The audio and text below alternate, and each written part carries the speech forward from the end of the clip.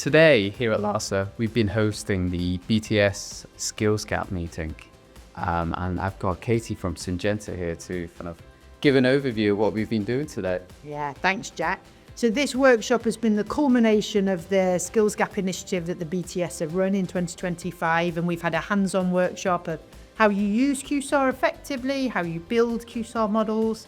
And it was really set up by the BTS because they identified skills gaps in a number of areas: genotoxicity, regulatory toxicology, QSAR. And so Lhasa have been supporting the skills gap in QSAR. So we've looked at ICHM7, we've looked at how the plant protection industry use it, and the concepts are broadly similar. And so it's really nice to see a number of industries using this technology, and how do we accelerate acceptance into the regulatory arena.